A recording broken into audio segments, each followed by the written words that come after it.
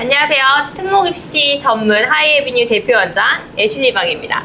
하이에비뉴 소장 우성훈입니다. 오늘은 우리 학부모님들 그리고 학생들 많이 요즘 고민되는 지점이 하나 있을 텐데요. 바로 이 자소서를 쓸 때 어떻게 하면 잘 쓸까? 그러다 보니까 검은 유혹이 듭니다. 바로 검은 유혹 뭘까요? GPT한테 맡기는 게 내가 쓰는 것보다 나은 것 같은데 그냥 GPT한테 써달라고 할까? 그러면 절대 안 됩니다. 오히려 더 위험해졌다는 사실 올해부터는 그걸 아셔야 해요. GPT가 써주는 거 글 그럴듯해요. 문법도 완벽하고 문장도 너무나 이뻐요. 하지만 치명적인 문제가 있다는 거, 치명적인 매력이 아니라 치명적인 문제, 치명적인 매력 우리 애슐리 쌤? 첫 번째, 허위 정보 생성입니다. 전문 용어 hallucination. 역시 어선 달라, 표현이 달라. 즉 환각 현상입니다. 자, GPT는 없는 논문, 없는 보고서를 진짜처럼 만들어요. 맞아. 예를 들어서 2023년에 서울대 교육연구소 보고서에 따르면 이런 식으로 말을 하는데 실제로 찾으면 그런 보고서가 존재하지 않아요. 또 명도외고의 경우에 스페인어가 없거든요. 근데 명도외고 스페인어과에 지망하여 이런 식으로 쓴다거나 또는 태원외고는 영어가 사라졌어요. 근데 GPT는 예전의 정보를 학습했다 보니까 이 친구가 그것을 제대로 파악하지 못하고 글을 써주는 사례들이 있더라고요. 실제로 저희 상담원 학생 중 하나가 이제 자소서를 초안이라고 들고 왔어요. 근데 이제 자기가 썼대요. 근데 저는 딱 알거든요. 이거 AI인데 왜 아냐고요? 저는 AI 입시 개발자라서 AI한테 계속 입시 정보를 학습시키고 그 출력물들을 보거든요. 그렇기 때문에 AI가 어떤 패턴으로 글을 쓰는지 너무나 잘 알아요. 근데 문제가 바로 뭐냐? 실제로 특목자 사고는요, AI를 정말 잘 활용합니다. 학생뿐만 아니라 선생님들도 AI를 잘 활용하거든요. 그렇기 때문에 AI를 썼다? 바로바로 티가 나요. 두 번째, 올해부터 자소서 기재 금지 사항이 더 강화됐습니다. 교회 봉사활동 실적, 논문 게재, 출판, 특허 언급, 금지된 언급까지 금지된 항목이 정말 많이 늘었는데요. GPT는 이걸 모르고 계속 써줘요. 맞습니다. 근데 그거 왜 그런 것들이 생겼을까요? 이게 바로 잘못된 컨설팅 때문이에요. 그것 때문에 뽑히는 게 아닌데 일부 그런 컨설턴트들이 이런 게 있어야지 뽑힌다고 거짓말들을 했다라는 거. 그리고 또 GPT의 위험한 것 바로 뭐냐? 뻔한 패턴. 저는 도전 정신을 가지고 창의적 사고를 가지고 이거 너무나 뻔한 패턴인데 AI는 굉장히 자주 써요. 왜냐하면 이 LMM 시스템 자체가 글을 통해서 학습을 하고 그 글과 비슷한 글의 패턴을 만들어내거든요. 그러다 보니까 굉장히 유사한 패턴이 반복됩니다. 특히 요즘은 입학 사정관들도 이 AI 글쓰기에 대해서 교육을 받고 계세요. 그렇기 때문에 금방 걸립니다. 특히 자소서는요, 글쓰기 시험이 아니에요. 사고 과정과 그리고 이제 본인의 성장 스토리를 어떻게 진정성 있게 보여주는지 그런 글이고요. 맞습니다. 예를 들어 우리 학생이 과학 동아리에서 아두이노 프로젝트를 했다고 해요. 근데 성공한 게 관심 있는 게 아니에요. 그 과정 속에서 분명히 이 친구가 힘들었던 그런 경험이 있을 거거든요. 그 경험 속에서 그것들을 극복하고 배우고 느낀 점이 무엇인지, 문항에 써 있습니다. 배우고 느낀 점이 무엇인지, 그것들을 통해서 어떤 깨달음을 통해 성장한 모습들을 써야 되거든요. 근데 GPT는 우리 학생을 알아요, 몰라요? 바로 모른다는 사실.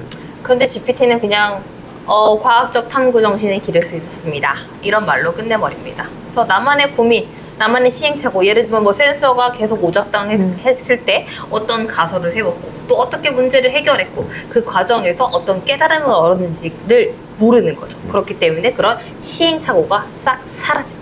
그쵸. 그런 시행착오 속에 성장한 게 궁금한 건데 그런 것들을 GPT는 사실 관심이 없습니다. 그리고 진짜 중요한 건 바로 우리 입학 담당관들은 학생의 생기부를 바로 가지고 있다는 거예요.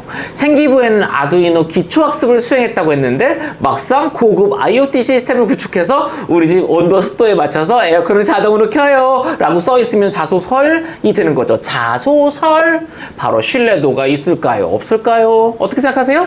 제로입니다. 맞습니다. 신뢰도 제로. 그리고 이게 대입 자소서가 아니고 고입 자소서라는 거를 절대 망각하시면 안 됩니다. 그리고 또 GPT는 또 학생이 생기고 또 학생이 실제 활동을 모르니까 어떻게 보면 허공에서 그럴듯한 이야기만 만들어내는 거예요. 이게 정말 위험한 거거든요. 그쵸. 실제 하지도 않은 것들을 뭔가 있을 법한 일들을. 그게 바로 뭐예요? 실제 있을 법한 이야기. 소설의 정의잖아요. 즉, GPT는 소설가예요. 그리고 이 소설을 쓰다 보면 바로 면접에서 검증해서 위험성이 높아진다는 사실. 면접에서 학생이 이걸 했다고 했는데 가장 어려웠던 일이 뭐였나요? 라고 물어본다면 우리 학생은 한 적이 없는데 소설 속의 주인공인데 실제로 한 게 아닌데 어떻게 대답을 하죠? 어려운 적이 없으니까요. 하지만 그렇다고 GPT를 아예 쓰지 말라는 건 아니에요. 보조도구로서는 잘 활용할 수 있습니다. 예를 들어 내가 직접 쓴 초안이 있는데 문장이 좀 어색하면 좀 자연스럽게 다듬어줘 라고 할 수 있죠. 또는 맞춤법 검사 또는 동어 반복 같이 같은 단어를 반복하는 데는 체크하는 데 굉장히 많이 도움을 줍니다. 네, 맞습니다. 그리고 절대로 해서는 안 되는 건 바로 내용을 만들어 달라고 하는 거. 아까도 했죠? 소설가. 즉, 글의 뼈대는 나의 경험에부터 출발해서 나의 배움 그리고 성장 스토리 이런 것들을 통해서 본인의 진솔한 이야기를 담아야 돼요. 이게 굉장히 중요합니다. 저희가 실제로 첨삭을 할 때도 학생한테 가장 먼저 물어봅니다. 네가 중학교 활동 실습 과정 중에서 정말 가장 기억에 남는 경험이 뭐였니? 그때 어떤 생각이 들었어? 뭘 배웠어? 이런 걸 계속 물어봐요. 그게 나와야 진짜 자소서가 나옵니다. 맞습니다. 즉, 학생의 생각이 중요한데 소설이 아니라 생각. GPT는 마지막에 그냥 이쁘게 글을 다듬어주는 화장 정도의 역할로 활용하면 좋고요. 그리고 또 조심해야 될 거, GPT 한글 글자 수 잘 못 씁니다. 1500자로 맞춰주는데 1300자가 되면 200자가 비어요. 남들보다 200자가 적은 자소서 망합니다.